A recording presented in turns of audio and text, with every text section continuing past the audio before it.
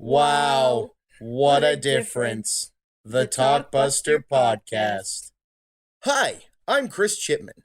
You may remember me from such podcasts as the Chipman Brothers Tangent and Creating Geeks, a parenting podcast of great responsibility.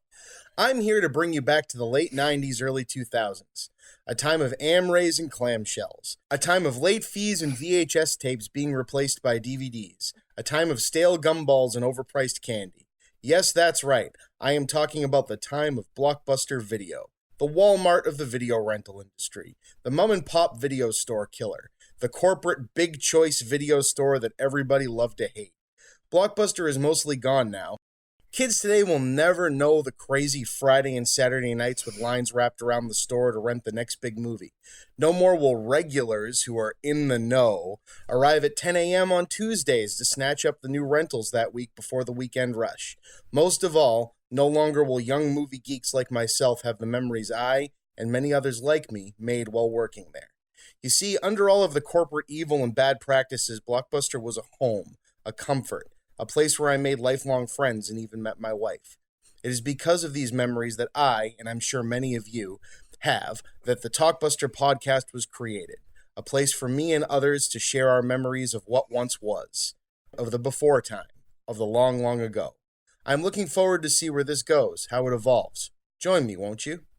Hey, everybody, and welcome back to the Talkbuster Podcast, one of 4 shows where you get to listen to me blabber on endlessly about stuff that I like and hopefully my guests like.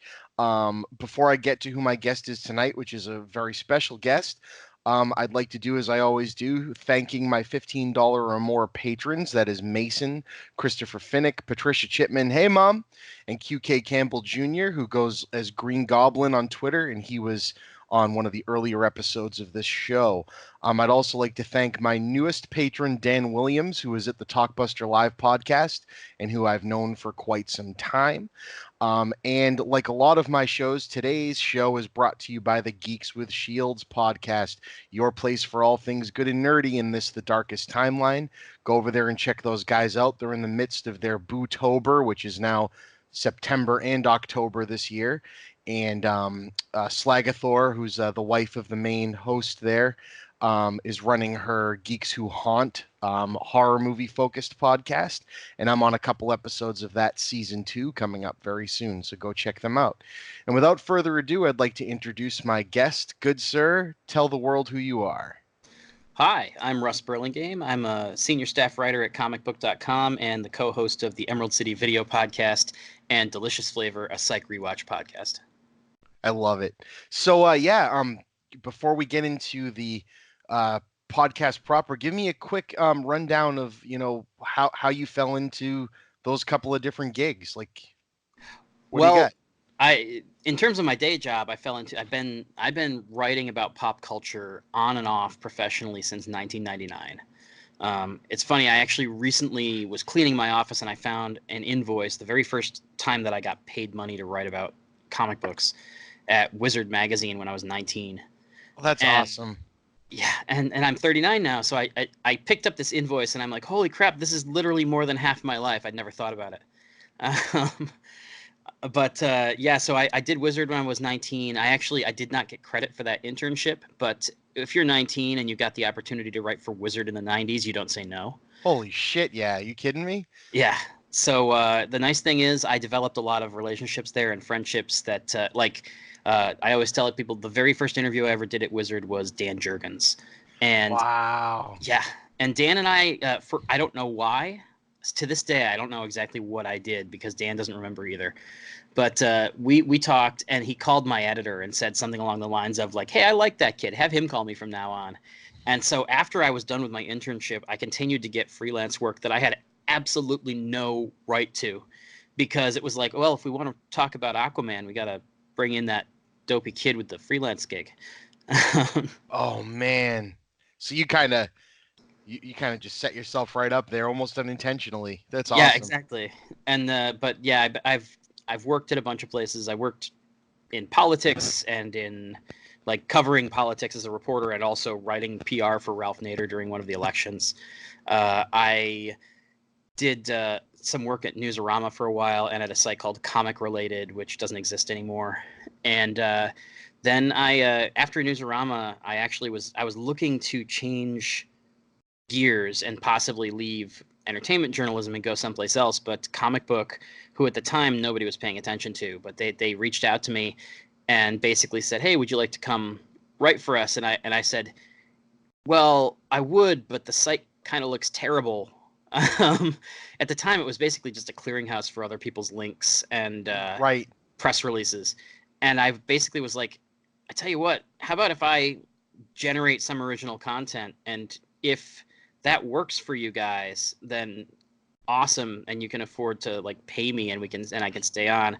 If it doesn't work for you guys, then it's just not a good fit. And in the back of my head, it was perfect because I had like 5 or 6 things that I had promised people I would get placed, like interviews and previews and stuff. That when I left Newsarama, it was like the blog was imploding, and there was a new group of people coming in to replace a bunch of us who were leaving all at once. And so it was that moment of like, I left with 6 things still in my arms that I had to like find a home for. And I thought, honestly, that at the end of those 6 things, I would probably be done. But I'm here 10 years later. And in the time that I've been there, we have, and this is not me saying it's my doing, but just in the time that I've been there, we've gone from having about 15,000 unique monthly visitors to about 13 million. Oh, geez, man. Yeah, and we are like, in July when Comic-Con happened, we had a month where we beat like all the trades, and we were like the number 4 entertainment site that was visited in North America or some crazy thing. It was nuts. And I'm just sitting here going, yeah, I still have screenshots from when we got our 1,000th Facebook like. Right. I mean, it's crazy how these things, like I'm in the upswing of finding a fan base and getting footing and everything, and I love what I do, and this is a hobby for me, but it's crazy like how that can just happen, right? When all of a sudden you get into somewhere and you go, did I just see the thing that I did like 2 years ago just get shared by Kevin Smith? Yeah, exactly. Like what the hell just happened? You know what I mean? Like and it's funny, it's Kevin is actually, I know that you're a big fan of his. Oh yeah. I may be one of the very few people in the world who's seen Strike Back in theaters as many times as you. Yes. I actually, so here's a funny story, which I got to tell Kevin yesterday because I did an interview with both Kevin and Jay yesterday. And you're killing me. It was a good day, and I can't talk about much of anything. No, that's all right. Embargoed. No, that's completely okay. But yeah, I started out and I was like, I saw Strike Back in the theaters 28 times, and a buddy of mine and I, we were going to go for 37. Nice, because in a row. Yeah. No movies in between. Well, what we did actually was we did go to every single screening on opening day in one theater, which is what originally motivated it. It was this weird thing because we were the Kevin Smith guys, but it was the first day of college when this movie came out. Like here in Syracuse, everybody was going back to school. And my buddy Logan and I basically took off the first day of college and sat in a theater and said, okay, I know everybody's got a crazy schedule. Everybody wants to see it with us. So we're going to be in theater 12 all day. Just come in and find us. That's friggin' awesome. Yeah. And after a day, first of all, I've never had a more fun experience at a movie theater than walking up to the box office that day and saying, hey, we need 2 tickets for every single screening of this movie in one theater all day long. I can't believe we didn't think to do that. Yeah, but the reason, of course, that I didn't get to 37 is that 9/11 happened, and because Will Ferrell says terrorist a bunch, the movie got pulled. Yep. And so I related this whole story to Kevin Smith, and he was just like, nobody has ever told me that they tried to see one of my movies 37 times before. That's amazing. And he's like, and I'm going to give you a pass on not making it because like history makes fools of us all. Yeah, I've seen his live podcast recording, like in person, and my brother's met him and interviewed him, and my brother's gone from it was funny, when he was in like the Tusk Yoga Hosers phase, I know a lot of people kind of stepped away, and I just, I saw a guy wearing his heart on his sleeve in all those movies. It's just like you're having fun. Just go for it, man.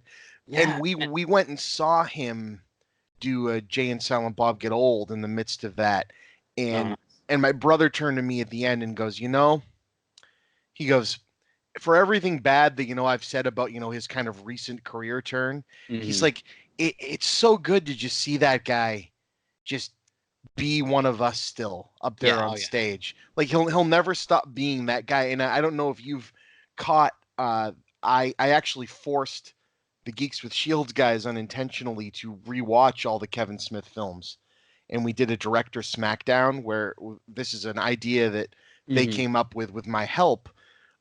We did one for Steven Spielberg, and now we've done one for Kevin Smith, where we basically argued till there was only one film left, Nice. of like which one would stay, like if you had to make a time capsule, right? Yeah. And I won't spoil what movie won, but it was a surprise to them that because they started off real rough, right? Like if you watch Chasing Amy right now Mhm. and you've never seen a Kevin Smith movie before and you have no basis or grounds for when that film was made, that's going to just it was a very woke movie for the time, and now you look at it and you go, really, were we being serious? Like this is, Yeah. and it's a hard movie. It's still really well acted and well written, but it's like, man, the 90s were a weird time. Yeah. It's actually one of the things I was just talking to somebody the other day. We are going to do a series of episodes on Emerald City about Kevin Smith and basically just do all of his films in the next few weeks, so that ideally around the time that most people are finally getting to see Reboot, we will be able to kind of talk about all of them in a short period of time. That's awesome. Uh, and I should say actually, because we got sidetracked a little bit. Yes, apologies for that. That's what I do. No worries. It's what I do too. So it's not a it's. But yeah, Emerald City Video Podcast is a podcast that is named after Emerald City Video, which is a video store that I used to manage here in the Syracuse area. Awesome. And it's I also used to work at Blockbuster. I worked at Movie Gallery for a minute. I worked at Hollywood Video when I was like 20 and coming back from my Wizard internship. So I did a lot of time in the video industry over the years. But Emerald City was a really special place because it was like this family-owned store. We actually got the George Newman Award the year that I started managing it, which is basically it's from the VSDA, the Video Software Dealers of America. It was for the best store with under 100 locations in the country. Oh yeah. And so it was a great store. It was a great environment. We had like movie props hanging everywhere. Everybody who worked at the store was totally a movie nerd. And so at one point I had wanted to talk. Basically, I started a podcast because I wanted to talk about one specific movie, because I was like, this movie doesn't get the credit that it deserves, which is the 2001 Josie and the Pussycats movie. I was just talking to somebody about that the other day. That movie is great. It is, and it's funny because I feel like in the time since I started Emerald City, I've seen a lot more appreciation for it, which is probably just because post Emerald City, people now know me as like a guy who loves the Josie and the Pussycats movie, and so now every time it comes up, people send me the link. Well, it's interesting because the Gem and the Holograms movie had a chance Yeah. if they had done a similar approach, that would have been freaking awesome. Like to have Also, I mean, one of the reasons I think that Josie did not perform at the box office is because it's weird to say that a movie like that is ahead of its time, because it's a self-evidently pretty silly movie. But when you look at where a lot of comedies went in the years immediately following Josie and the Pussycats, it is the kind of movie that would have been a success in 2005, but in 2001, nobody knew what the hell to make of it. well, right, that's the kind of project that like Chris Miller and Phil Lord would pitch. Yeah, Like exactly. in like the 21 Jump Street Lego movie vein with, what we're going to do is we're going to make a Josie and the Pussycats movie that's a takedown of Josie and the Pussycats. You're like, wait a minute, what? Yeah. It's like an anti-capitalist screed. Oh, and by the So way, it's about weird. Josie and the Pussycats. Yeah. But so I basically I was like, I want to talk about this movie, and I didn't really have anybody to talk about, and so I was like, I wish I could just walk into Emerald City Video and talk to the people who work there. Like, even as a customer, I wish I could just go in there, and of course it doesn't exist anymore. And so I called up a bunch of people who used to work at Emerald City with me, and I was like, hey, do you want to be on a podcast where we just, like, a rotating cast of whoever's available today talks about movies? And we actually, independently of Talkbuster, without having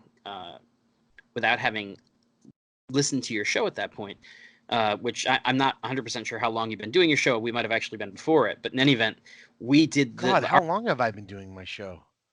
I'm sure we could probably find out. Yeah, no, it's only about a year and a half. Yeah, so we were doing it like 2.5 years ago, and what it was our original format, before it just started getting very loose, was that every week we would do 2 movies, and it was based on the idea that back at Emerald City Video, if you paid full price for a movie, you could get a catalog movie for free. Yep. So it was always one newer movie, usually something that was either in theaters or new to home video, and then like an older, like a catalog movie. So like our first episode was The Force Awakens and Josie and the Pussycats. Right. And Force Awakens would have been like that was the summer after you started at Wizard, right? That was 2000. No, that's Phantom Menace. Phantom Menace, sorry. Brain, yep, that was a flub. I apologize. It's true. Yes, I am not equating The Force Awakens and The Phantom Menace to being the same movie. Oh God, I'm gonna die now. They're all gonna come after me. Sorry. That does happen with the Star Wars people sometimes. Keep going. I also do say that I love The Last Jedi on this show a lot too, so that gets me a lot of flack.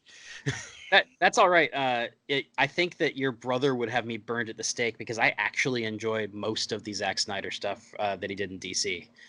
Well, you got to remember, I'm on the same side of the coin as you there.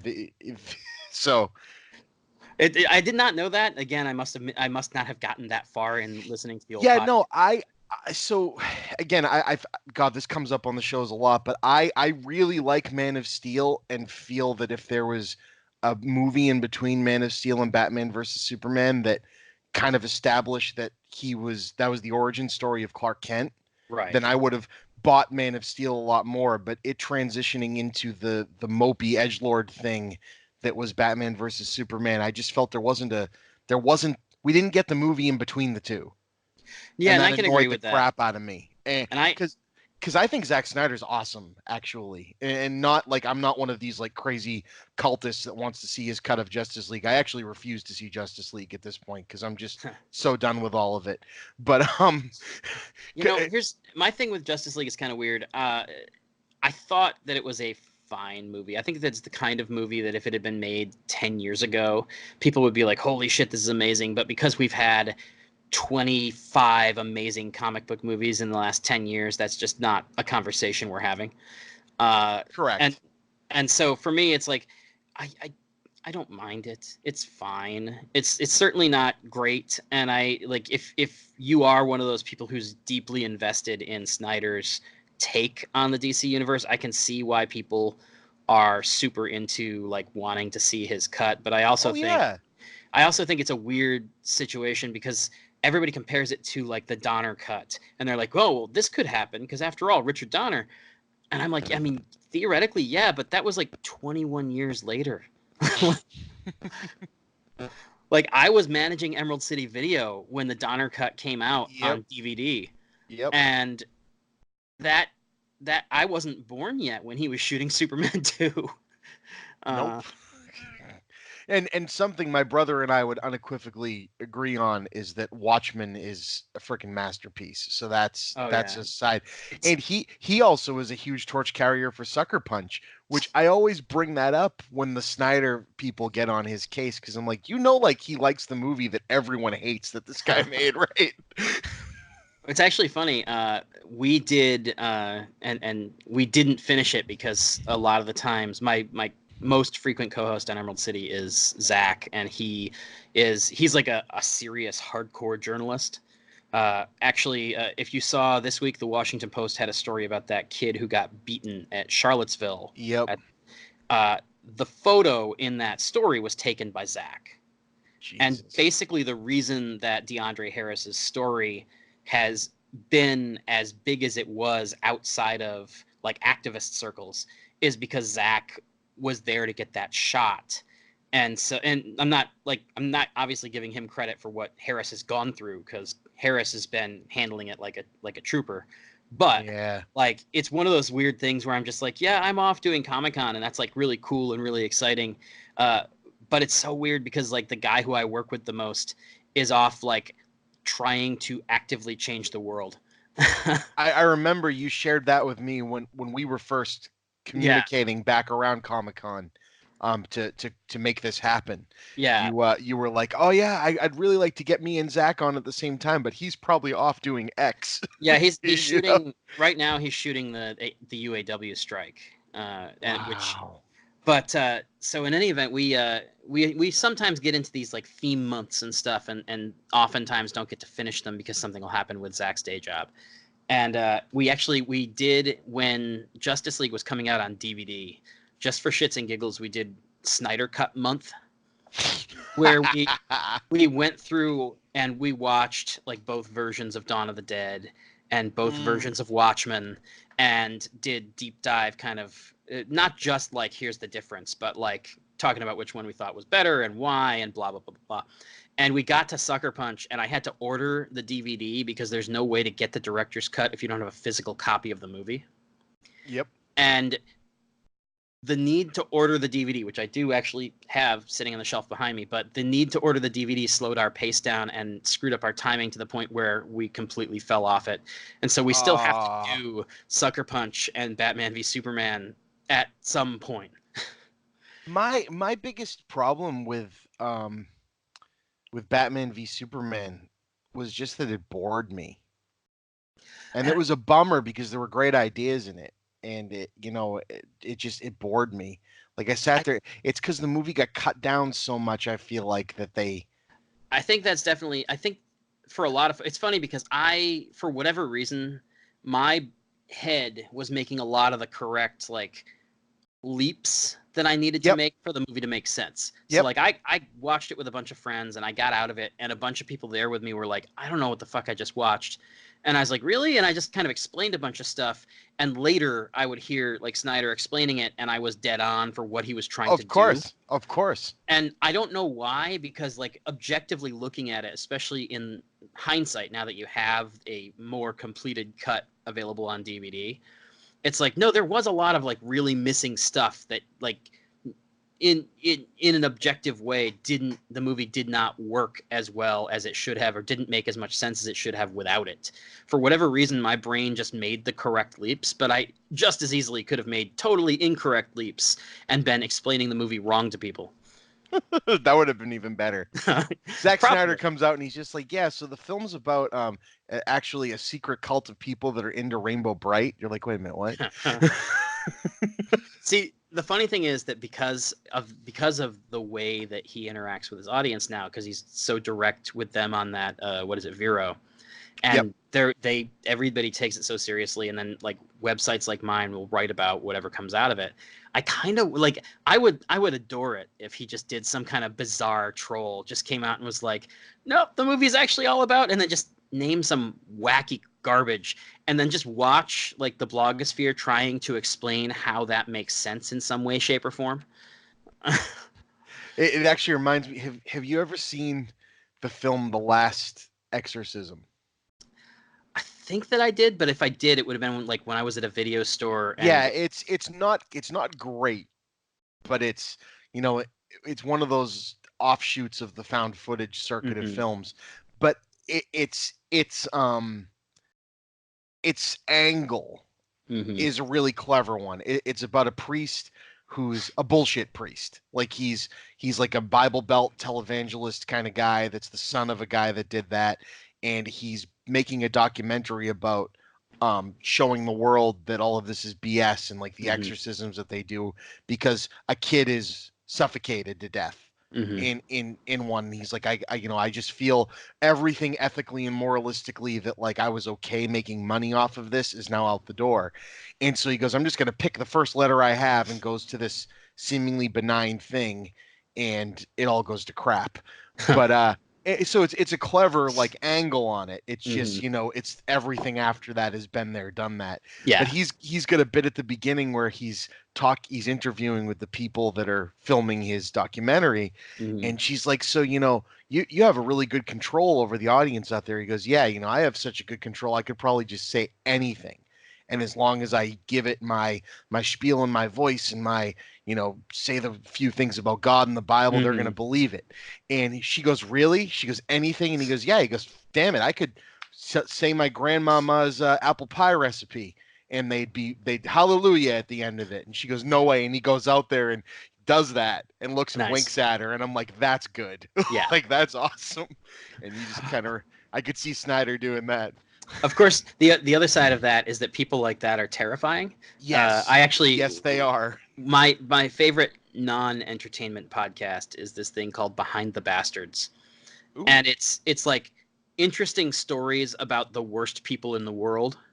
But a lot of the folks he ends up talking about are like religious or political or medical grifters. Just these people who come up with some dopey, like he did an episode on Snake oil smells salesman. yeah, Yep. and there's one, I can't remember what he was doing. There's a guy who started a church, and he's a former Scientologist, and he's like, I'm a billion-year-old space god, and the cure-all for all of your diseases is this chemical compound I've put together. But the chemical compound is just like industrial bleach in water. Oh, So fuck. it's literally like it's the church of drinking bleach, which I don't know. For the first half of the story, it's like, okay, whatever. It's really stupid and it's irresponsible of him. But these are adults who are making their own decisions. But of course, the way that these things all go is that some anti-vaxxer decided, like, this is how I'm going to cure my kids of Yeah, I autism. was just about to say And that's like the scary autism cure. Yeah. Yeah. Yep. It actually evolved out of this guy's church. Like, Oh God. she basically found his cure-all, and she's like, well, this is not really a cure-all. This guy doesn't, it's not really magic, but, and that's where that came from. Oh God. And speaking as the father of two kids with autism, it's horrifying. You're talking to the father of one kid diagnosed, and who knows with the second. So Yeah.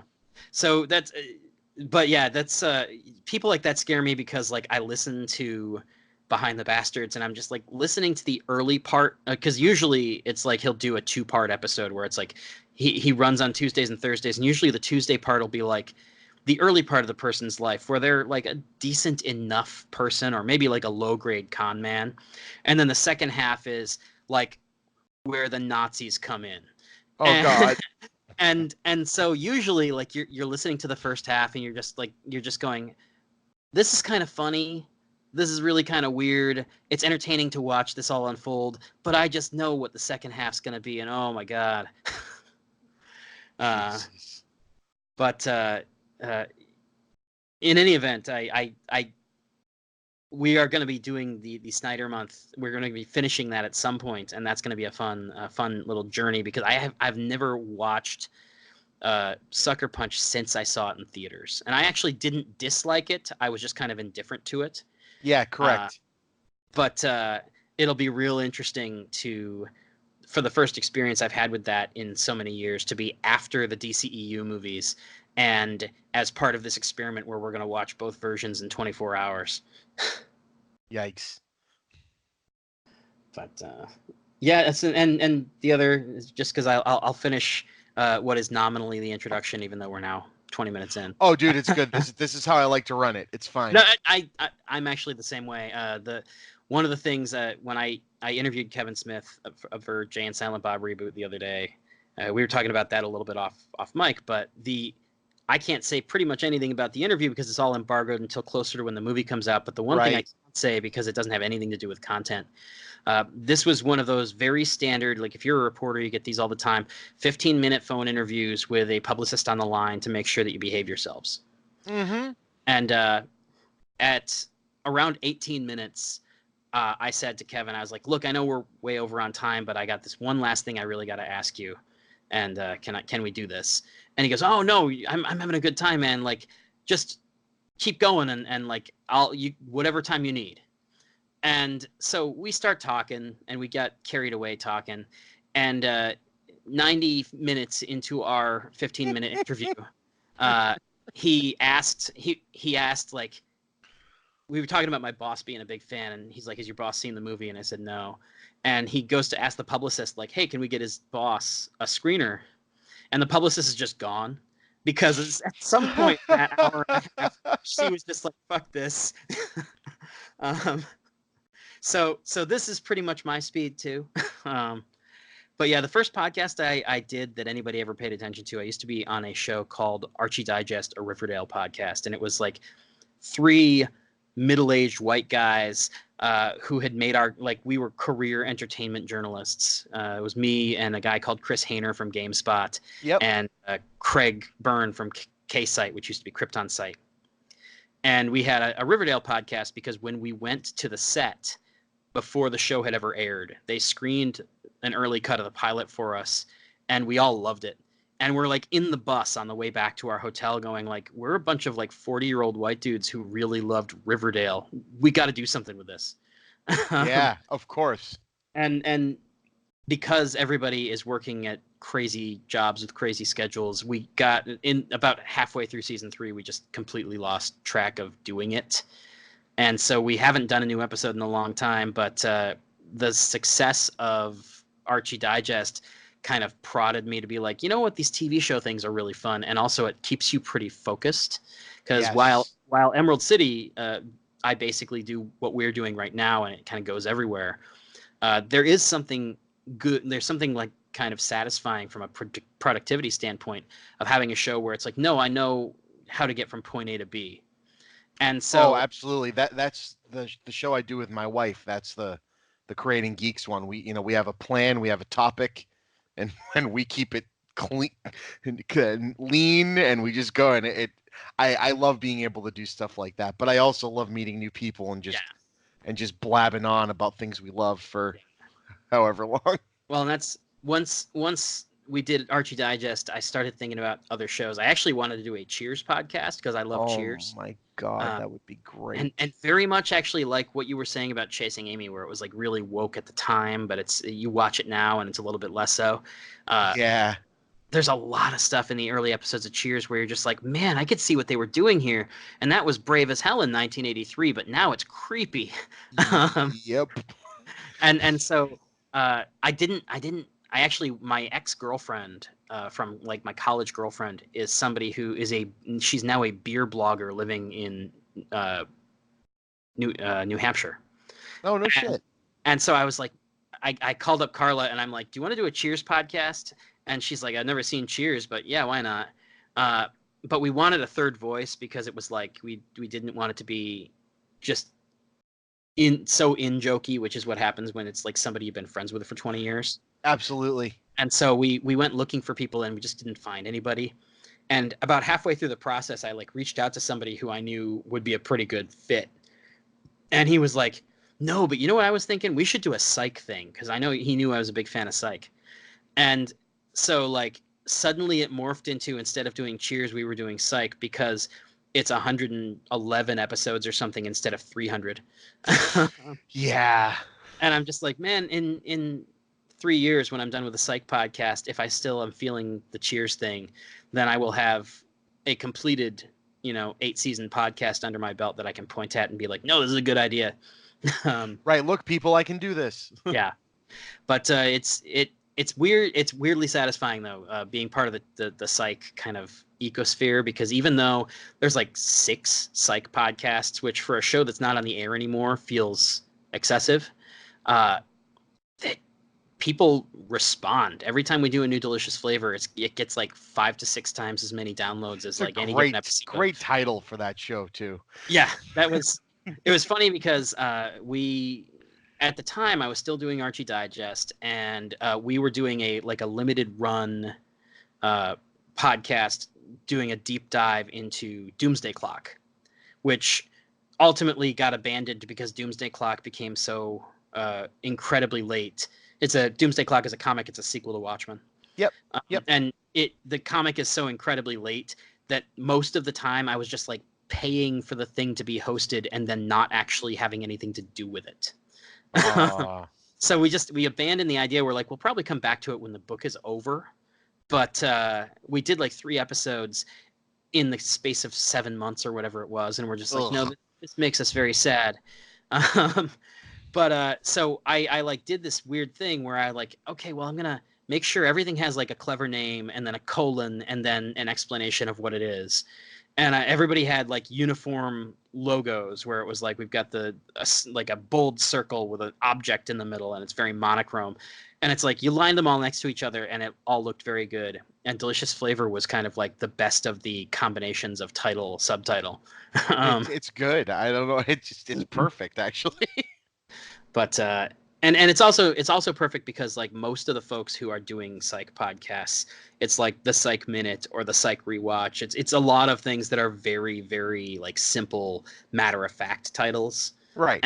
And so one of the things that differentiates us a little bit from the other folks who already exist in that space is the fact that no, we're being a little like cutesy about it, and that like when you're looking at the list of podcasts, I think sometimes it's easy for people to be like, oh, this one sounds different. But right, exactly. Yeah, and if by some weird coincidence you're listening to this and you are an Archie Digest listener, or a Delicious Flavor listener, I have like 2 seasons and change backed up that I still need to edit, so there is more coming. Nice. Yeah, that's a huge fan base. It is. Show. And the other thing is like, because I knew the one guy, but I didn't know the other girl who we did the show with when she works at Comic Book Now, but she had just started like that week when we started recording. And so because I didn't know the other 2 hosts particularly well, and because, you know, talking about a whole series of TV that went for 8 seasons is a bit of a commitment, we decided that we would sit on it until after we had already completed recording an entire season. And so the thought was that way, if we didn't get along with each other, that would give like 13 weeks while the show was unfolding for me to find other co-hosts, and there would be no harm, no foul, because it wouldn't seem like anybody, quote unquote, ruined anything. Right, exactly. But instead, we all got along really well. Everything was great.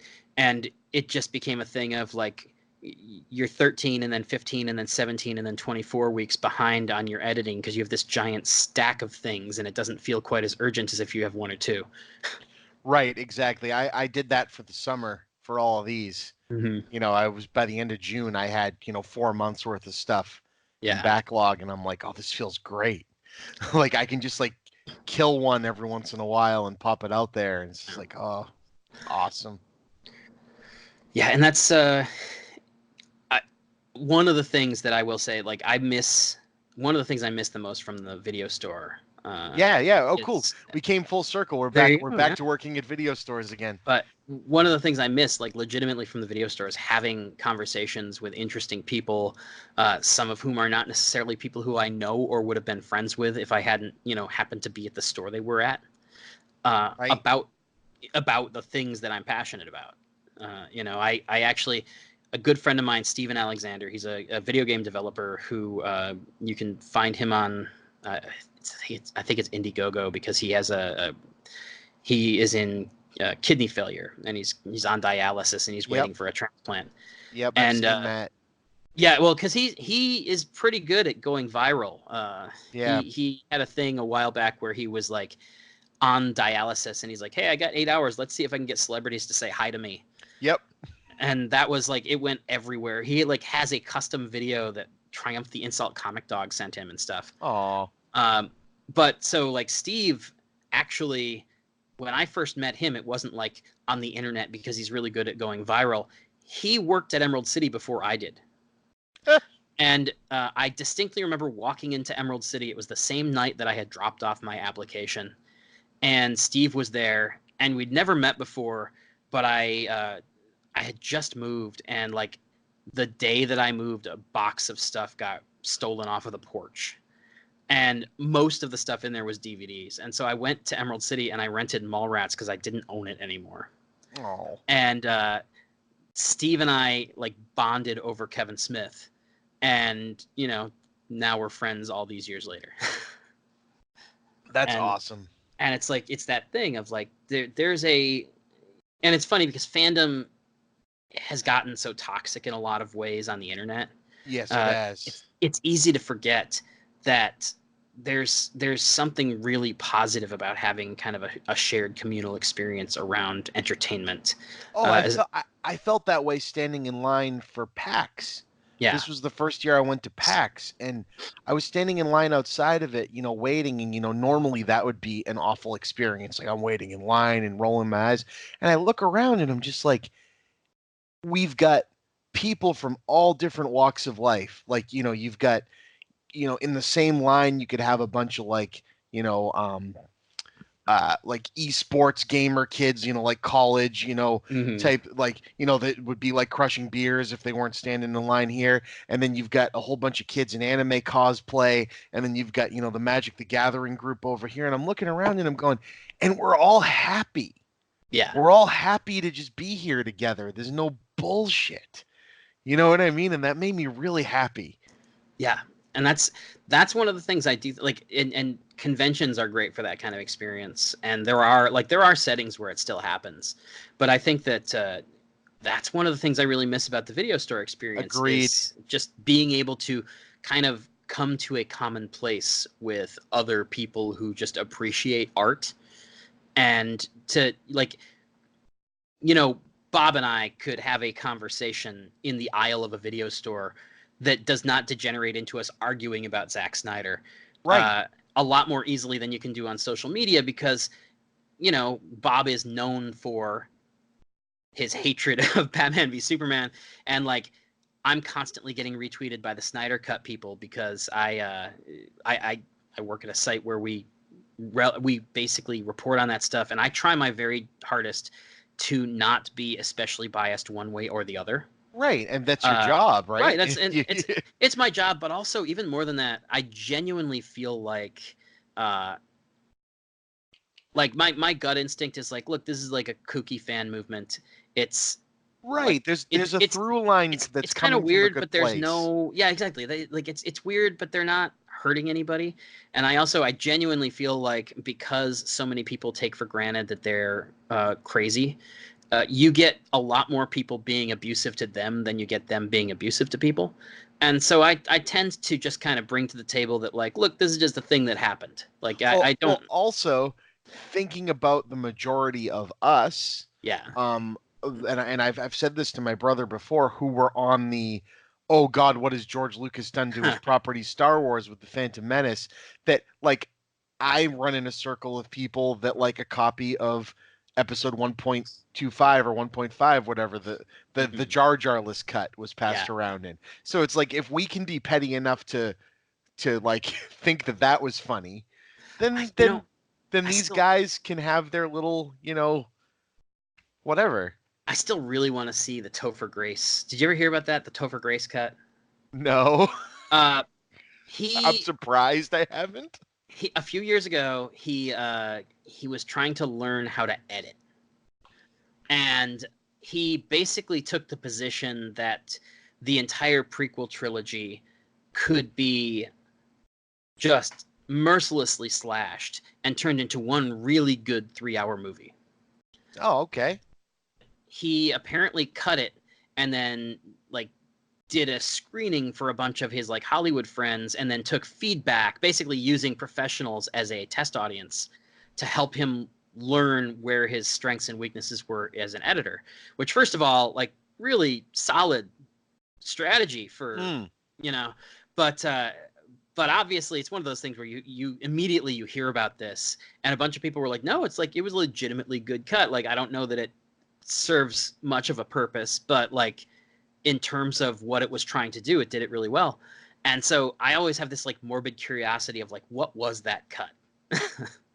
Like, is it the majority of just stuff from the first half of Phantom Menace and then the thing that I remember hearing is that Phantom Menace was like 75% gone. Wow. That like basically they used the stuff that was established, like character establishing, right? And then most of the actual heavy lifting for character development they pulled from 2 and 3, because Anakin as a 9-year-old, when you're trying to make it one movie, it feels weirdly creepy to have any amount of time where Right, of Padme is course. so much older than him. And it works fine. At least it works as well as it's going to work in the context of a trilogy, because like you have other movies and you see Hayden Christensen for 4 hours. But yeah, I could see if you're trying to cut it down to 3 hours, it's like, no, you can't have Jake Lloyd for a full hour. It just doesn't work. Huh. But I would yeah, be very interested in seeing that. and it's one of those things where I can't remember the specifics other than remembering that they cut most of episode 1. But I remember reading a couple of things on it and thinking, and it's of course one of those things where it's like, no, like there's literally no way it could ever come out. Like there's no, but I'm just like morbid curiosity. I'm like, if I ever become friends with Topher Grace somehow, I'm gonna make him show me. That would be awesome. He's been showing up everywhere lately. Yeah, it's funny because I do feel like a lot of the TV actors of the late 90s and early aughts, who you haven't seen in a while, are probably due for a resurgence, especially as we've transitioned so cleanly from 80s nostalgia into 90s and 2000s nostalgia. Right, exactly. It's going to be real interesting in the next few years, because the early aughts, I don't feel like we had a really strong popular culture at the time, because everything was so dominated by 9/11. Right, And it everything was just so like, dominated by the real world. People Yeah, being angry at Bush and instead of there being popular culture, it was just like, yeah, it's like we kind of just, it was like an extension of 1999 for like 3 Yeah. or 4 years. Oh yeah, exactly. Because Yeah. 99 was. It's actually funny. I saw a book at Barnes and Noble the other day that was like about film in 1999, and I just remember looking at it and going like, "Why the fuck didn't I write that book?" Yeah, I was having that conversation the other day of like, it was like a hotbed of awesome yeah. stuff going on in 99. And it was also one of those things where no matter what your flavor was, there was like something for you, because it was like you could literally within 3 weeks get like Magnolia, Punch Drunk Love, or no, not Punch Drunk Love, Magnolia, Fight Club, and American Beauty. Yeah. And it's like those are all like in hindsight. It's actually funny because American Beauty is probably the one that has the least cultural footprint to it, in spite of being the best picture that year. Yeah. Just because it's one of those movies that I think at the time felt really urgent, but very quickly it ages out of relevance. And even beyond the fact that apparently Kevin Spacey is a garbage human, so there's that element. Yeah, that hits that movie hard, unfortunately. It hits the movie really hard because of the nature of what his character is. It's like, Yeah. oh, you were sexually harassing children while playing a character who, okay, next. Yeah, damn. It's funny you mentioned Magnolia, because that me being, let's see, 99, so 15. Mhm. Yeah. That was like the first big heavy R-rated drama I saw in a movie theater, was Magnolia. And I remember Bob like going to see it and going, "You got to see this." He goes, and I know I was more of like an action movie and comedy and fantasy guy. So he's like, "I just want you to sit down and take this movie in. I don't even know if it's good. Like I watched it and I just need you to see it." And I sat down and watched it, and he goes, "And watch the people leave the theater." Because people literally did. And I was blown, like I was obsessed with this thing. Like, yeah, I loved like, it at the time. I just gotta deconstruct it and like figure out what all the stuff means and the symbolism, and it's just like, what the hell? It also, even on like a very shallow level, it was also one of the first times that I remember in my lifetime like an effective viral marketing campaign. Yes. Because you could call that phone number. Yes, you And, could. like, you get the Tom Cruise recording saying the C word a bunch. Yep. Oh yeah.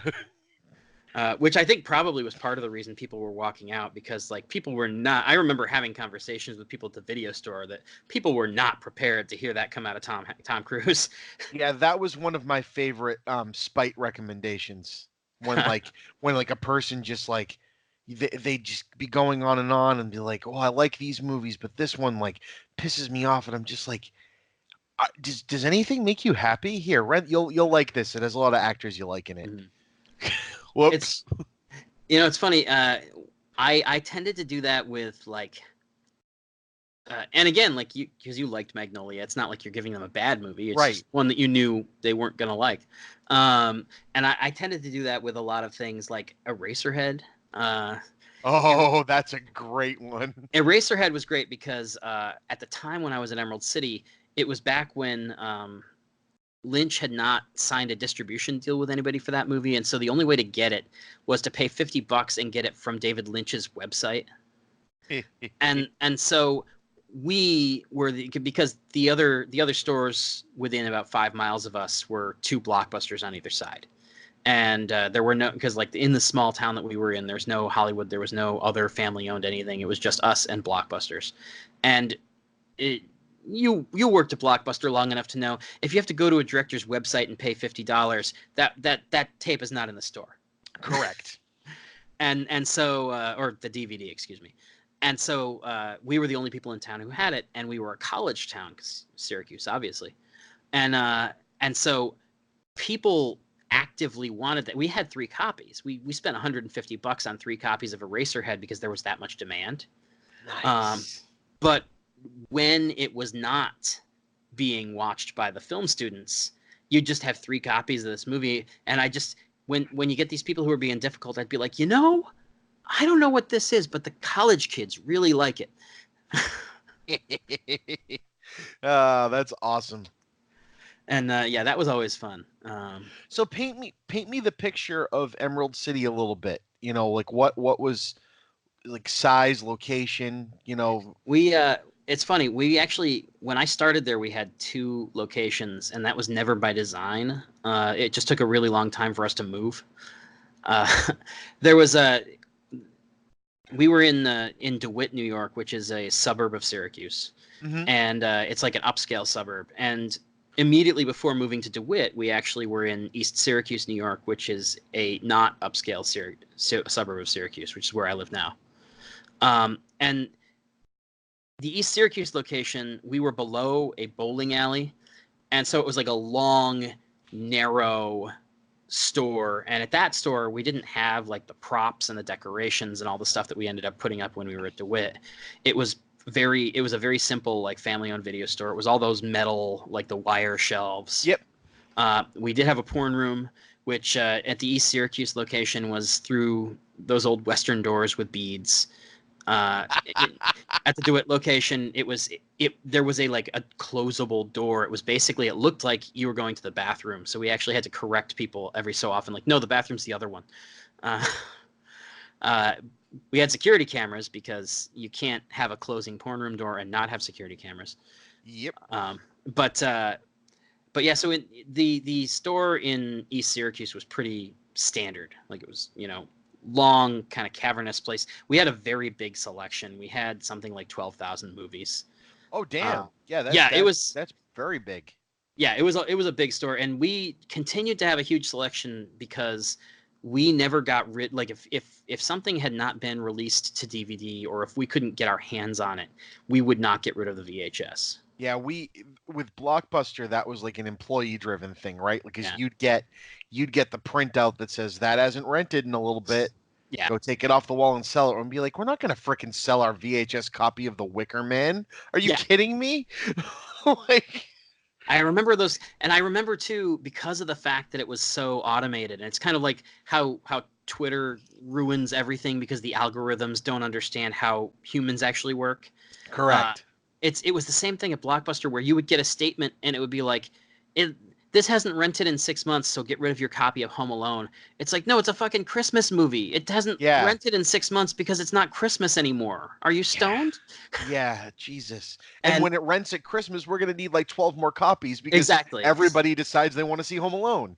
You know the one, and I was never a big fan of it, and so I was totally unprepared for the magnitude of people's appreciation for it. And I remember I worked at 3 different stores during the time when this was a thing that was on video, was Elf. Oh, yeah.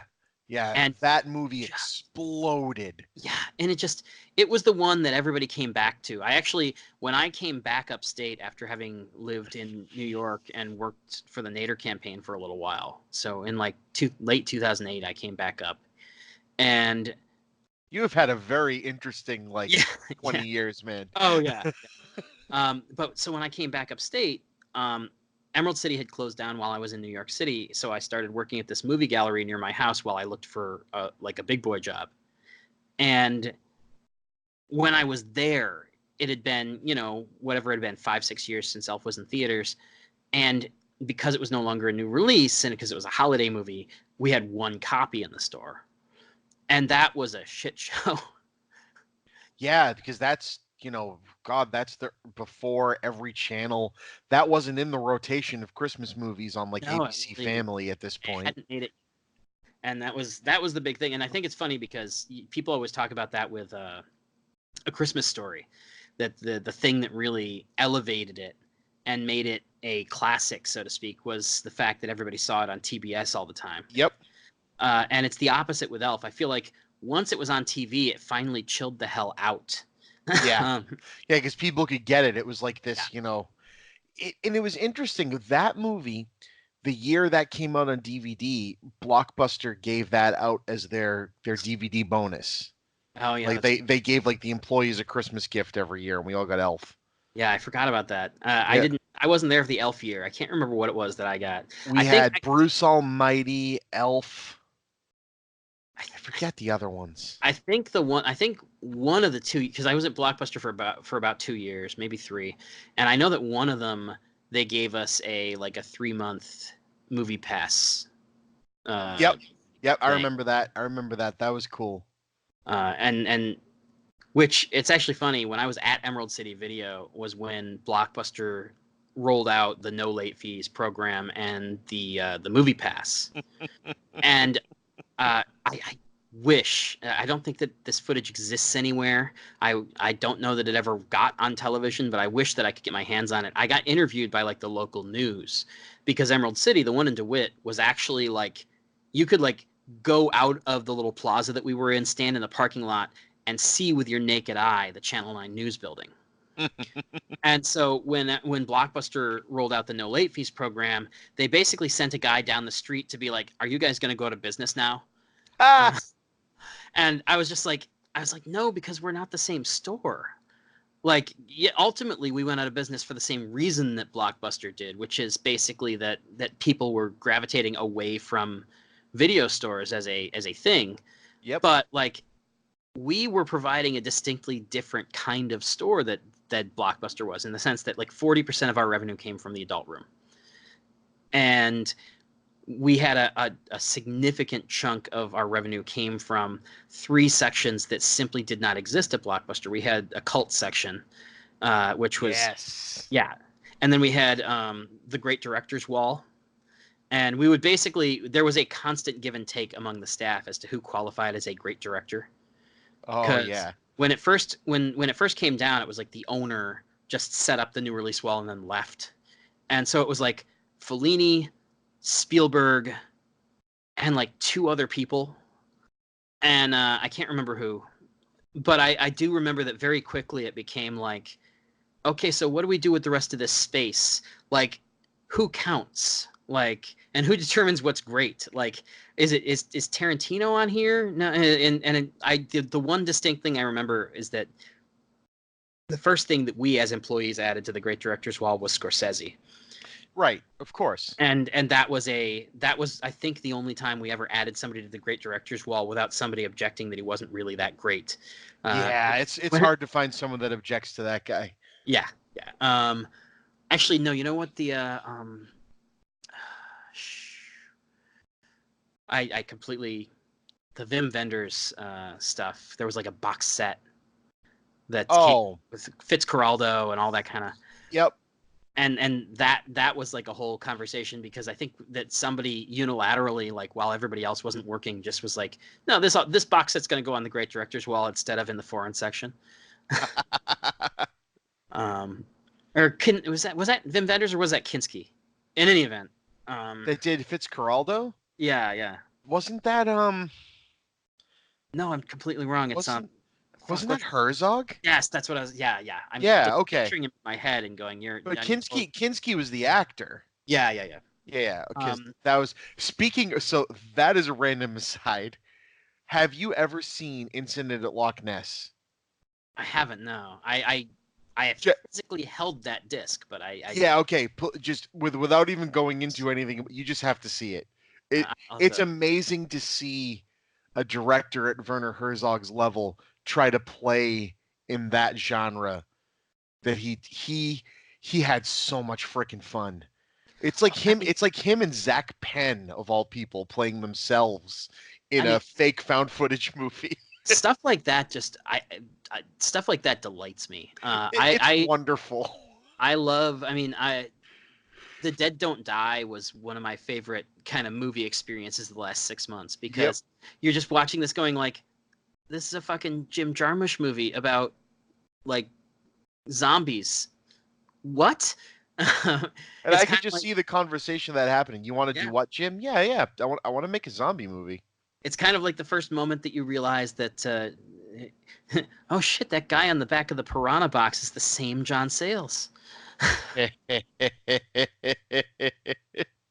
And that was actually John Sayles was one that I championed onto the great director's wall. Yeah, he Uh, deserves to be there. He deserves to be one of the very first people you put on there. and he was one of the first because it was when Jim came. Jim was the guy who owned the store. He came and he like put the great director's wall up as a concept. I think Uh, it's a great idea. It's one oh, I actually haven't heard Kubrick of was one of the before. other founding fathers of it. Yeah. So it was Spielberg, Kubrick, Fellini, and somebody else. Probably Hitchcock or something like that. Yeah, it would have been Hitchcock. But so we very quickly like we still had to populate the rest of the wall because that was like 3/4 of 2 shelves, you know. And so I just remember having these conversations, and it was like there were certain people who you had to like stick on later, and then there were certain people who were a gimme, and it was like Sales was a gimme. I think Jim Jarmusch was a gimme because at the time we were all very impressed by whatever his most recent thing was, probably Ghost Dog or something. Yeah, and he's a cinephile's best friend, right? Like, Yeah. if you're a video store worker or a kid coming out of film school and you're not, just nerdgasming over everything Jim Jarmusch is pushing out, then you're not doing it right. Because You know, those were speaking to you. Like those it, movies spoke to me. I'm just like, wow. Like it looks like I could have made it, and also it's yeah. really well made. Like The all at the same time. the funny thing about it is I first encountered his stuff. The first movie of his I watched was Stranger Than Paradise. Oh Um, God, yeah. and it was when I was like 16, and it was the most ass backwards way of finding a movie. What it was that before Emerald City was in its DeWitt location, for like 25 years there was this one video store that was like the Syracuse video store. It was this place called Chimneys. And it was literally just named because the building that it's in was called Chimneys Plaza, and it's called Chimneys Plaza because there's a bunch of chimneys. So it was like It the would have been weirdest. so much better if the building didn't have chimneys. Yeah. Well, and that was I didn't realize till I was working at Emerald City that Chimneys Video was literally just named after the chimneys on the side of the building. I was like, really? It reminds me of a D&D gag where we Yeah, kept right? we kept going back to a town where the the tavern originally had 6 chimneys, and you'd be like, "Yep," and now you're back at the tavern of the 4 chimneys. What happened here? But so I was as a kid, they had the 5 for 5 VHS deal that basically every mom and pop video store had. Yep. And so we would go and just kind of browse indefinitely. And I remember looking around trying to find your like fourth or fifth movie, and I stumbled across Stranger Than Paradise. And the reason that I picked it up is because my favorite comic book of all time is called Strangers in Paradise. And it was Oh. it was literally just that dopey of a thing. It's like I don't have anything else for my next movie. Why the hell not? It sounds like Strangers in Paradise, and it's turned out to be a very good choice. And then also, I I'm reminded of that periodically because now that I work in the comics industry and I'm a giant nerd, I have like a page of Strangers in Paradise over my desk, which was the thing that I bought with my first bonus from comic book. Oh, so cool. And yeah, I'm one of those guys. Like, I don't have a very big original art collection, but like if you come to my office, it's like I've got a small collection and it's all right over my desk, and then the other wall is like an autographed. Okay, this is how big a nerd I am. I have an autographed Du Jour CD from Josie and the Pussycats. It's an actual Jesus, I prop love it. from the movie. I bought like a lot of like cheapo props from the movie. And then what happened was I was going to New York Comic Con, and it was like the same week that Hurricane Maria had hit Puerto Rico. And so I brought some of the Josie props down to get them signed by Donald Faison and Breckin Meyer because they were there in the press room I was doing. Oh, Breckin Meyer. Yeah, and so the Du Jour CD I have on my wall is actually signed by Breckin. And I like auctioned some of the stuff off for charity, and the Du Jour CD was not selling for... It was like whatever it was, somebody had bid like $15 or something. And I'm just like, okay, look, this should go for at least like 50, or else I'll just donate 50 and keep the damn thing. Yep. And so I created a second eBay account and just bought it from myself because I'm just like, okay, this is, if it's going for this cheap, I'd rather just pay the charity and keep the stupid And have it on my wall. Yeah, exactly. And I also, it's in a shadow box with one of the prop ears from the final scene where everybody, the like whole crowd in the studio is wearing the Josie ears. Nice. So yeah, I'm that guy. No, that's awesome, dude. So you reminded me of something that I forgot to promote at the beginning of this. So you're talking about signed stuff, and you haven't gotten far enough in the show to know this, but I have a signed sweatshirt from the last Blockbuster on the planet. Oh, nice. So the one in Bend, Oregon, signed by the entire staff and the owners that have owned it since before it was a Blockbuster. Very cool. And so I'm trying to get... So if you talk to people and you talk about being on the show, remind them that if my Patreon numbers get to a certain level, I'm going to pick someone at random and give that freaking thing to them. Nice. And it's the same thing, like, right? Like, I would love to have this thing on my wall. Oh, yeah, exactly. But at the same time, you know, I think it's a really freaking cool thing, and it would be an awesome story for someone to say, I won it from this random guy that runs a podcast out of Boston.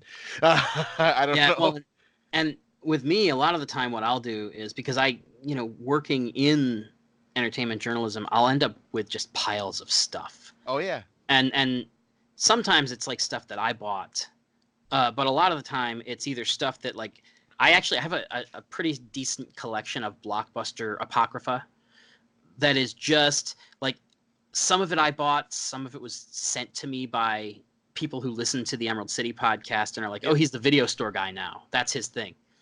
And so like, I have everything from like, I have the Carl and Ray plushes. Oh, yeah. And I have there's a baseball glove from the year the Marlins won the World Series because Wayne Huizenga owned both National Amusements at that time and the Florida Marlins. Yes, he did. And weirdly, I didn't realize this until after I purchased it. It's a left-handed glove. Which I mean is not a big deal. I actually, when I was a kid, I used to pitch, and I was ambidextrous. And what I would do is I would have more power but less control with my left hand. And so if I changed to my left hand, it was a sign to my coach that you had to get me the hell out of there.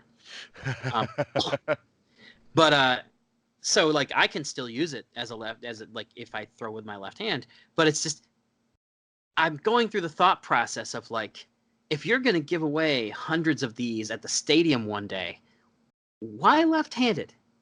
Yeah, maybe Wayne was left-handed. Maybe that's what. So it was like him like flipping off the world. Yeah, maybe it was like a starting pitcher who was really popular, and I just don't know because I was an Indians fan and I was really pissed that they beat us in that World Series. But yeah, I end up with a lot of like random stuff, and a lot of the time I will end up like, I'll hang on to something for a while thinking like maybe this will be special to me, and then at a certain point you're just like, yeah, but it's not. And then I almost never sell the stuff that I get sent for free, just like for me to get it out of the house. Like most of the time, what I'll try to do is I'll try to find like a charity, and a lot of the time it'll be like something thematically appropriate. So like there was I got sent a Supergirl promotional hat and some other stuff from the CW, and because they had just brought on Nicole Maines as Dreamer, I like auctioned it off on eBay and gave the money to like a trans charity.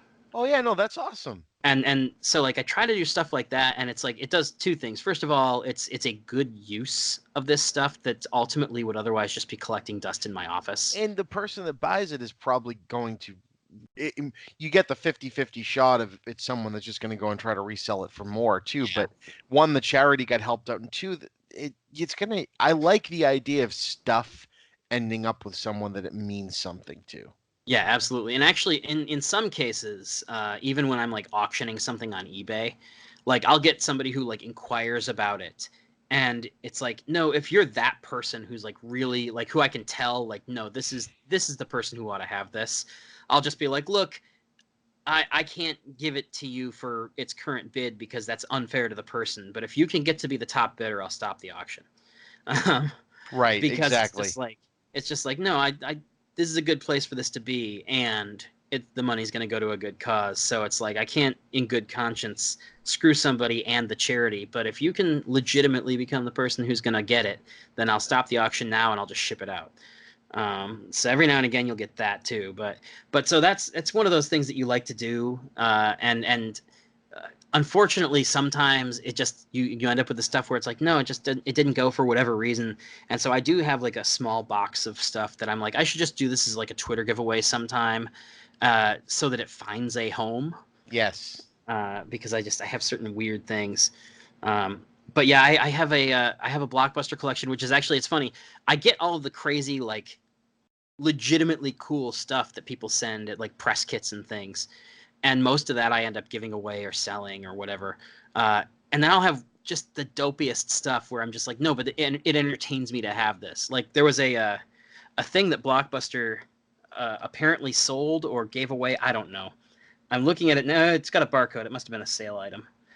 There are these cardboard like things cardboard like hangers that you put on the wall, and it's film reels.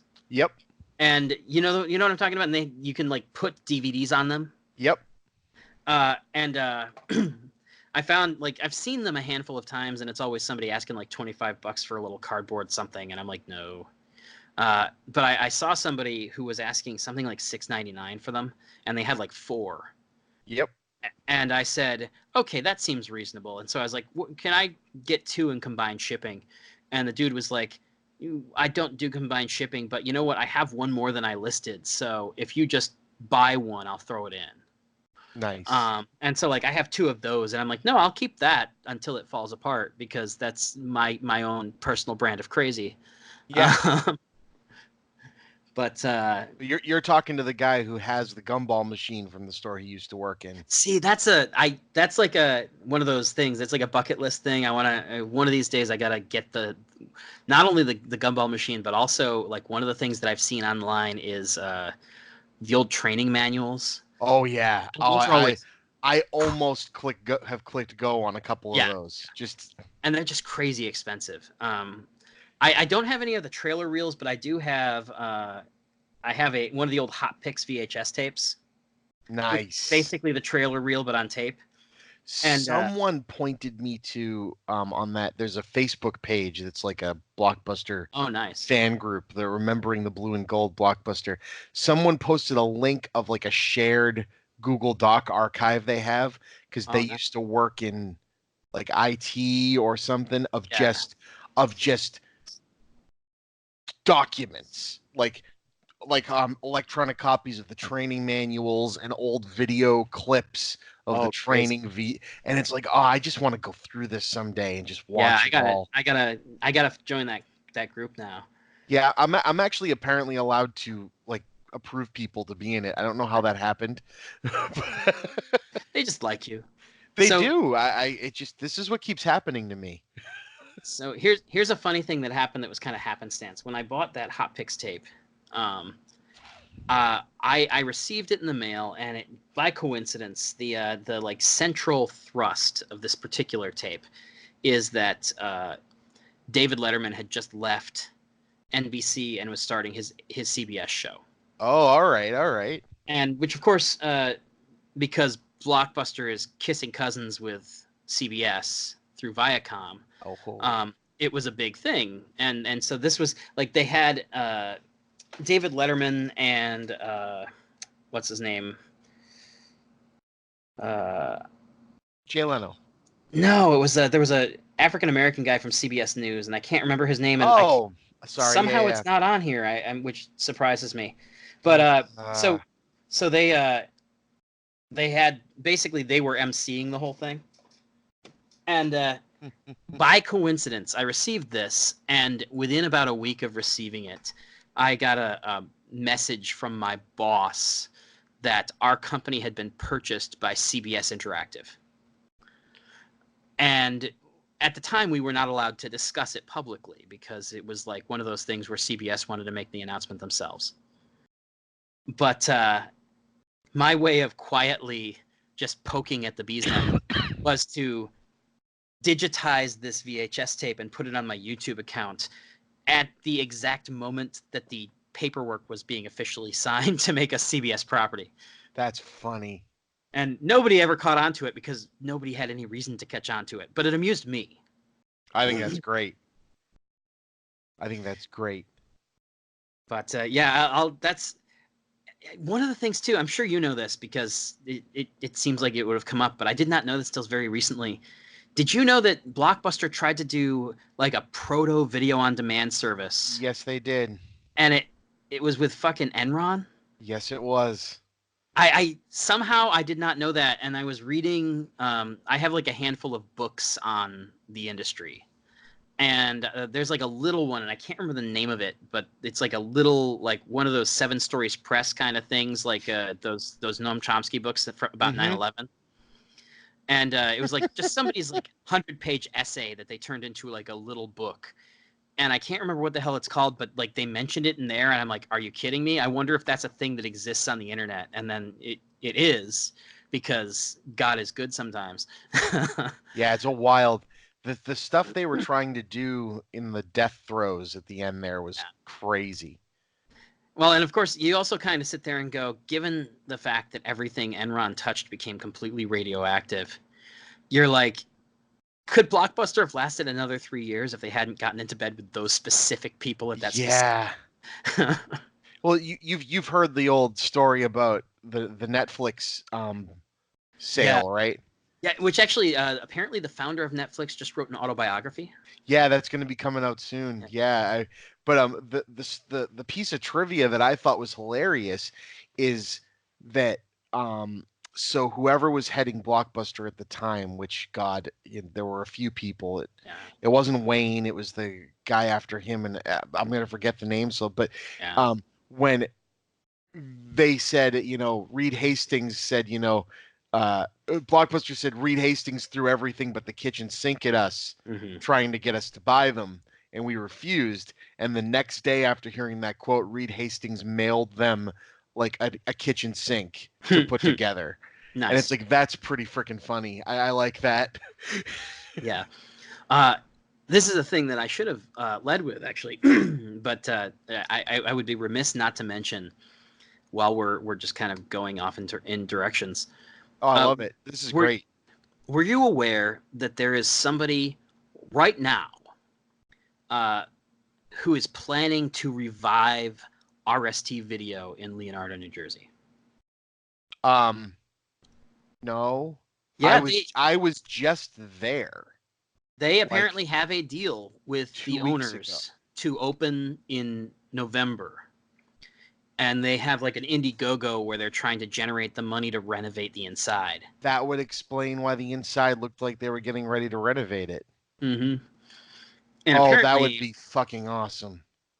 Apparently the plan is to be just incredibly niche, which actually, it makes a lot of sense because I think that people watch the Kevin Smith movies and they mythologize the Quick Stop and the video store. And at the end of the day, it's a convenience store. in a video store. They weren't that exciting to actually physically inhabit, except Correct. that they were in that movie. And so I think that the idea that this guy seems to be going for with RST is that, like, no, we're going to have like vinyl and VHS and like a wall of merch, and it's going to be like a destination, and it's not going to be like something that family video can replicate. It's a freaking great idea, and I can't believe this is the first I'm hearing of this. I learned about it this morning on Instagram. Like, somebody pointed me to this guy's account. It's like Instagram/RST videos. This is amazing. Oh, this is great. It gives me another excuse to go back down there, because I don't know if you've ever been, but it's a riot. I haven't been in a while. Actually, the last time I was there, it was not the current location for the stash. It was the original location. Right. And two things. First of all, it was just at that right moment where Strike Back had not yet come out, but the shopping bag they handed me on the way out the door was a Jay and Silent Bob Strike Back shopping bag. Oh, that movie. And that also, movie just means so much to me. Yeah, it's really... And also, and this is one of those things that I have forever kicked myself for, because I had no idea until the next day. If there's any one thing if there's any celebrity that I've spent more time in my life talking about than Kevin Smith, it's probably Bruce Springsteen. Awesome. I love Springsteen. And Jack's Music Shop, the music shop from Chasing Amy, which is right across the street from the new location of the stash. Yeah. And like a quarter mile or something from the old location. Springsteen was signing there at the time I was at the stash. That's insane. And I had no clue. And like to this day, I'm just like, are you fucking kidding me? That's wild. Even in my job and my day job, where I've met so many of my heroes, and it's like I've become friends with so many people who I grew up admiring, Springsteen is one of the few people I've not yet encountered. And I'm just like, of course, I literally was, a football field away and had no clue. Back when you were just starting out. Yeah. That's the other great part, right? Oh, yeah. It's funny because I've interviewed Kevin a handful of times, and there's like video of me interviewing Kevin on like the Sin City 2 red carpet, because they did like a party at Comic-Con that year, and Harley was like 14 or something and really wanted to go to the party, so her parents had to go. That's hilarious. Yeah. And so that was the first time I met him as a journalist. The first time I ever met him was when I was on my way to my Wizard internship. I went to a convention in Toronto before I went down there. And so there is a photo of me in like 1999 with Kevin Smith. And I just distinctly remember that most of that conversation was us talking about how Disney had just tried to kill Dogma and failed. Yep. And which, in hindsight, is one of those conversations where I'm sitting here going, I am 100% positive very nice things were said about Bob and Harvey Weinstein, because they, of course, purchased the movie to save it. And again, that's a big mess. Oh god. Yeah, I mean, again, it's not like Kevin had any idea, so you can't blame. Oh, but it's such a big mess. It's just one of those things that's like ironic and kind of funny in hindsight, where you're just like, oh yeah, I had a conversation, and I guarantee, because like they were the saviors of that movie at the time. Of course, they did that for so many people. Yeah, well, I mean, that's literally the reason the Weinstein Company exists, is because basically the exact same thing happened again with Michael Moore a few years later. Yep. And so they bought Fahrenheit 9/11, and instead of licensing it to Lionsgate and Sony, they started their own studio. It's awesome, man. But yeah, so it's so strange, because it's like with Smith in particular, it's like, yeah, there's this weird thing of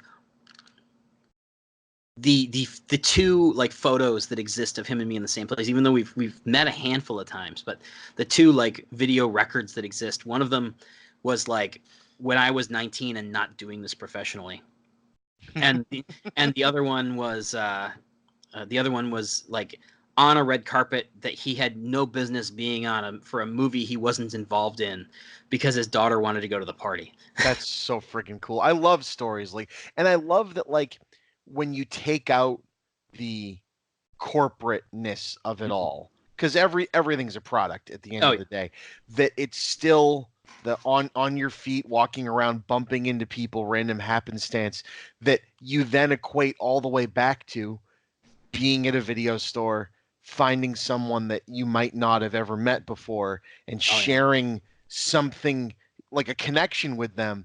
And I love that there's people in the industry like Kevin and others that still kind of carry themselves that way.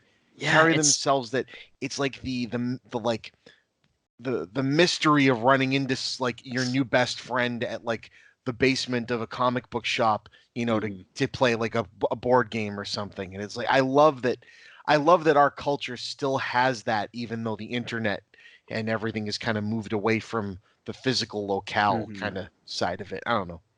No, that's I agree completely, and that's actually one of the things that Emerald City that we want to do with Emerald City. There's a family video that's like 20 minutes from us, and I need to like call up the manager and just be like, look, this is who we are. I want to like do an episode from your store. Oh, that would be awesome. Because I feel like there's something there to just like actually talking to people. Like it would be really fun to do like an employee recommendations episode where it's like us and 4 people who work at the video store, like sitting behind a table and interacting with customers. Yeah, no, I plan on getting myself out to the Blockbuster in Bend and doing that's a similar kind of thing myself at their store. Yeah, and they want me to, so that's cool. Awesome. Yeah, it's actually one of the things that I want to do is I want to get out to more of the stores that still exist in the world. I do a pretty good job, like when I'm traveling for work. A lot of the time, like I'll be in a strange city and I'll have nothing to do, and I'll be at like a hotel that Warner Brothers put me in so I can go talk to the people from Black Lightning. and so when I'm not on the set, I'm like in a strange city I've never been in before, doing nothing, and so I'll just like look up, okay, is there a video store in town? And so like I use Black Lightning as an example because Black Lightning is in Atlanta where they have Videodrome. Yep. Which is, if you've ever been there, it's a really great store. And actually, I last time I went there, they have like they have a rack of stuff where it's basically like, this is the shit we found in the back that we're just gonna refresh this when we find random crap. But like, yeah. And so like when I was there last year, I think last December, I purchased a copy of The Matrix, which was a VHS copy with Hollywood Video markings all over it. Yes. A VHS copy of High Fidelity, which is one of those screeners that has the 1-800-no-copies watermark all over it. Yeah. And then a VHS copy, which doesn't have anything exciting about it. Actually, no, wait, it did. It had a Blockbuster previewed sticker on it of Brazil. Oh, yes. And Brazil, the Love Conquers All cut, or the real one? I think it's the Love Conquers, because it was a Blockbuster cassette. But either way, it is now an LED lamp that I made for my co-host Zach, and one of my best friends. He's a huge fan of Brazil, and I was just like, it would be really kind of funny to like. So I basically opened up the VHS tape. I removed some of the tape so that you could still see some tape in there, but yeah. I just ran some LED lights through it and turned it into a lamp. That's amazing. Yeah, it's one of those. I like saw somebody. Somehow I stumbled across somebody selling one of those on eBay or Etsy or something, and I was like, "That's such a cool idea!" But they were selling it for like $30, and I'm just sitting here going, "I can go to the Salvation Army and get 2 for $1 VHS tapes, and those LED strips are at $5 Below." Yeah, exactly.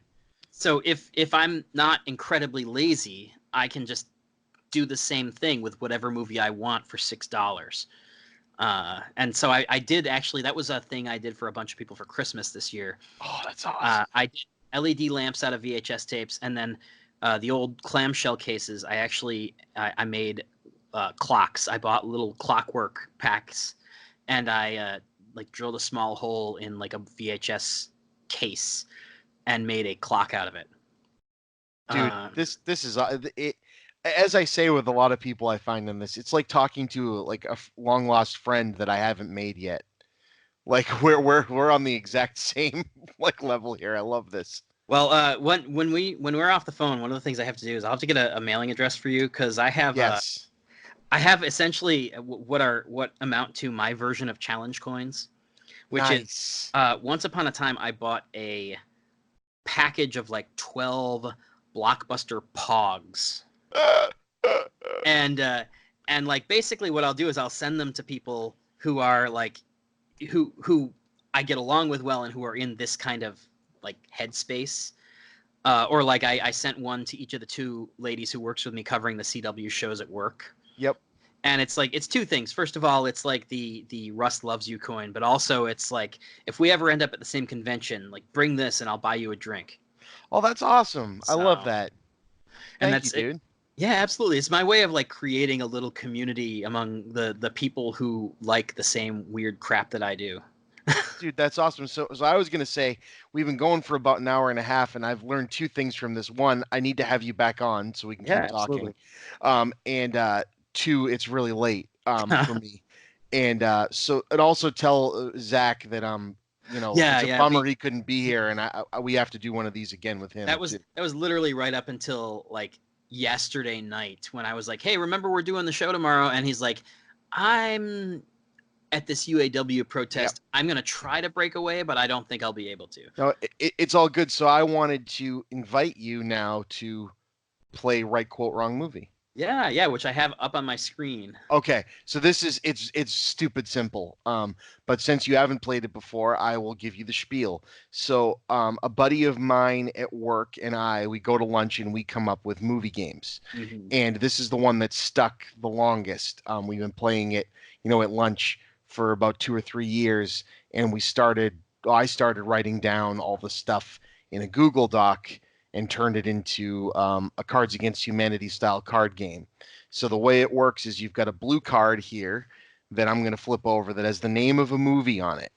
Mm-hmm. And then you have a hand of yellow cards, which would be like the white cards in Cards Against Humanity that have a quote. Yeah.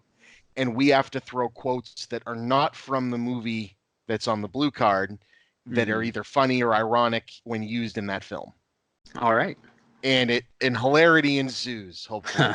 is the idea. So I will draw the first card if that makes sense to you. All right. And it is Interview with the Vampire. All right. And you can be the first quote if you would like, good sir. See, there's a couple here that are actually like would be weirdly appropriate for it, which is one of those things where you're like, yeah, but that's not funny though. You never know though. It's still fun. Well, I'll go with this because it amuses me to think of Kirsten Dunst telling Tom Cruise, "What's the matter, boy? I bet you can squeal. I bet you can squeal like a pig." Nice. So you get it completely. All right. Let's see. Life moves pretty fast. If you don't stop and look around once in a while, you could miss it. Interview with the Vampire. Ferris Bueller's Day Off. So I think mine was Deliverance, which yeah, I think you take that one. All right, so one for the guest. All right, next movie, Airplane. The Leslie Nielsen Zucker Brothers classic. Yeah. I feel like I got to do a martini, shaken, not stirred. Oh, awesome. Oh man. Are any of these going to work? All right, I'm going to use this one because I think it would be hilarious in context. Mm-hmm. All right, you primitive screwheads, listen up. See this? This is my boomstick. Airplane. Nice.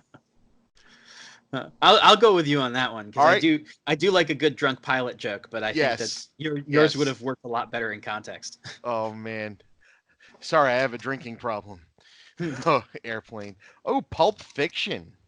Oh, I actually have one of those. Nice. So I won't use that one because that would be self-defeating. Correct. Let me see. I mean, I kind of feel like the one that is the least, because there's the thing about Pulp Fiction is that a lot of these would just be super appropriate, like Yep. just because it's such a versatile movie. So I'm gonna go with the one thing I don't think we ever would have heard in that movie, which is I see. So Jane, what you do here in effect is count boners. Love it. Um, so it's funny that you picked that one because I have when a naked man is chasing a woman through an alley with a butcher knife and a heart on, I figure he isn't out working for the Red Cross. See, That's from Dirty Harry. yeah.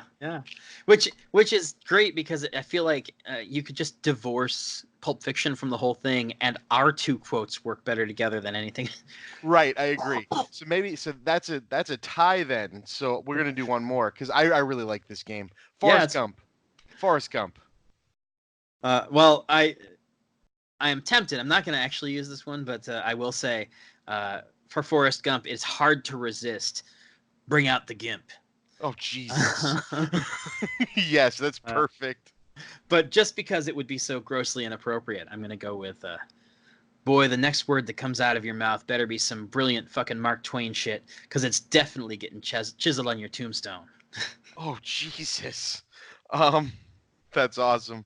I don't have any good ones. I can't lie to you about your chances, but you have my sympathies. Well, Alien. You know what's really funny? Because I just was talking about him. Every time I hear Forrest Gump, my immediate thought is there's a Bruce Springsteen song called "My Best Was Never Good Enough." Yep, there is. And and that's because of the fact that they have the "stupid is as stupid does" reference in that song. Every time anybody brings up Forrest Gump, that's the first thing that pops into my head. So going straight to Forrest Gump from the Bruce Springsteen conversation 5 minutes ago is kind of fun. That's awesome. Yeah, man, that full circle, huh? Yeah, I like this game. This is fun. It's fun. Have you ever heard of Drinking Quest? I haven't. No, I'm one of those people who I'm really terrible at being aware of these things. Like I know about Cards Against Humanity, but I've never actually played it. Oh, all right. Well, it's played like apples to apples, which you've probably never played either. But, I played that I think once when I was in high school or college. I do have a friend who's like actually one of my co-hosts from Emerald City, the guy who took over as the manager when I left. It like runs a tabletop group here in Syracuse. So it's kind of ironic that we are very good friends and I basically never do any of the stuff that he's obsessed with. That's funny. But yeah, so Drinking Quest, funny quick aside, was a Kickstarted game that my cousin ended up bringing over to play. It's basically D&D reduced to a card game. So it's really quick play, and it's meant so each person is the dungeon master for the person to the right of them, and you just go around in a circle, and it's a pre-written thing. But you use dice, and it uses all the same rules, except that all of like your initiatives and saving throws and everything are drinking. Nice. So and the guy that made it is this guy Jason Anarchy, who comes around to like PAX and stuff. And I was at PAX and I went to the booth for his company and wanted to let them know, hey, I'm a big fan. And the guy there happened to be Jason. Nice. And he's like, oh, yeah. He goes, you're into the game. He goes, well, if you buy something, I'll sign it. And then I talked to him and he ended up coming on the show. So he got to play this. And he told me, dude, you got something there. You got to kickstart that thing. Like, go play test it around. Because that's got a lot going for it. And I was like, all right, sweet. Yeah, it's funny. I'm talking for Emerald City / comic book because every now and again I will blend things, which is probably a conflict of interest, but we're going to pretend it's not. Yeah, you can't have a conflict of interest when it's you. Well, here's what I'm doing. Here's what I'm doing is there's a guy who is currently kickstarting a game, and I can't remember for the life of me what it's called, but it's a game about video rental that all like the game is small enough that it all fits inside of a VHS clamshell. That's awesome. The Blockbuster game. Yeah, it's very came similar out at to Target. that.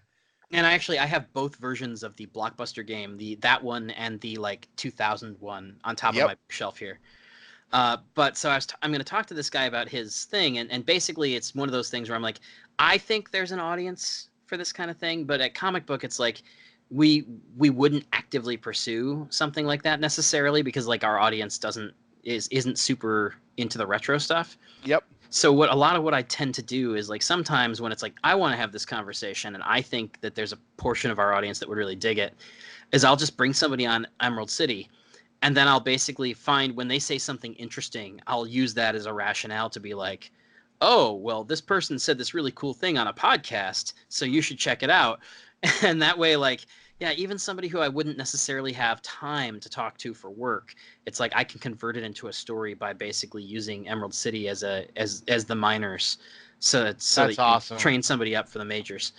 That's awesome, dude. And so we're gonna be doing that this week and talking to him, and I have no idea what his game is yet, but I'll have to we'll have to do like a thing one of these days where I get the Blockbuster game and his game and this card game together and like do a drink and play for an hour kind of thing. Oh, that'd be awesome, dude. I'd love that. And like I said, if you, I would like to collaborate more. Yeah, and absolutely. and you said, obviously offline, but you said you had some questions, pick brain too. We can, Oh yeah. because I I would love to learn the insight into the best ways to find new guests and stuff too. So Yeah, whatever sort of I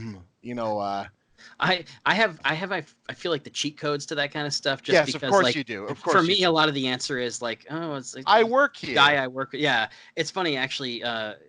For a long time, the Emerald City podcast, I had, just because like I was being me about it, I had like a hard and fast rule that I would not have anybody on the show who had not worked or shopped at Emerald City Video. Right, of course. That's a good rule. And it was a rule that I enforced with only a couple of exceptions through the first 100 episodes. And then after 100 episodes, I was just kind of like, look, we've done 100 episodes. The show is not a huge hit. So since it's just for my own entertainment anyway, now we're going to do it my way. and I relaxed a lot of the rules.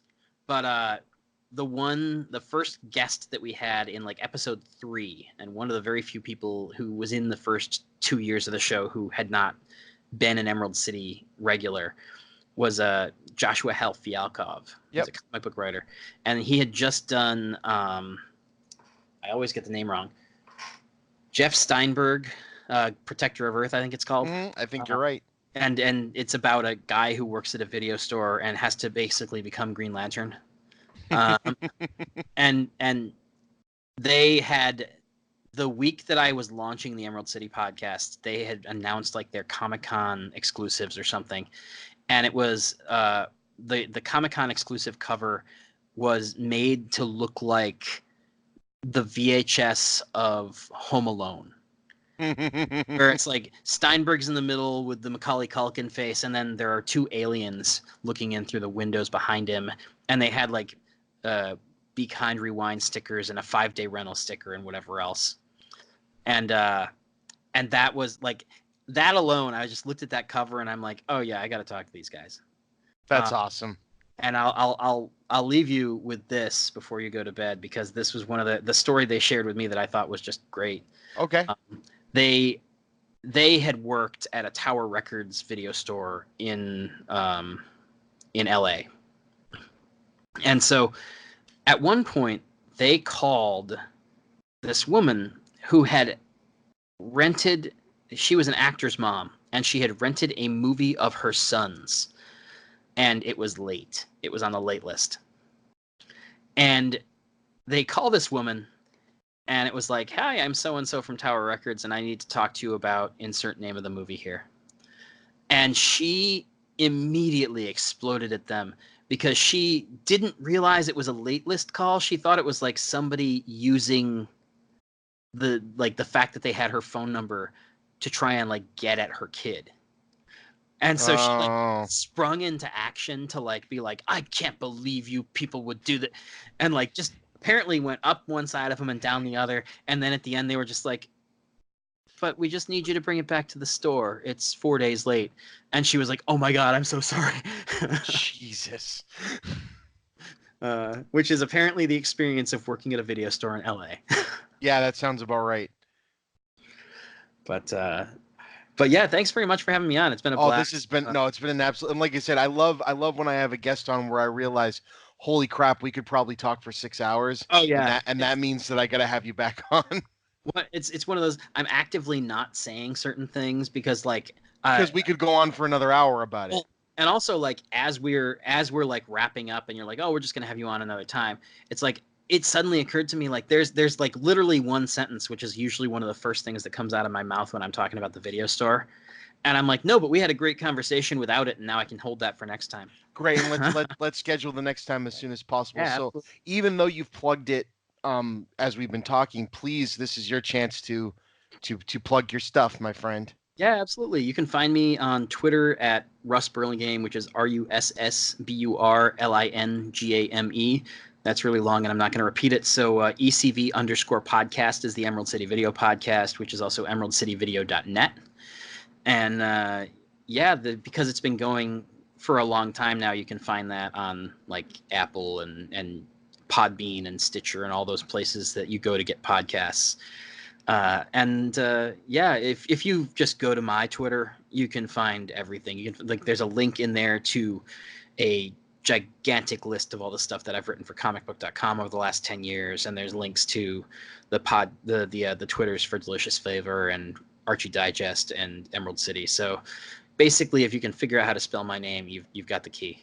And I'll put it in the link and everything too for this. So it's been a while since I did one where we actually went around the table, because usually now it's just me and the same two people all the time.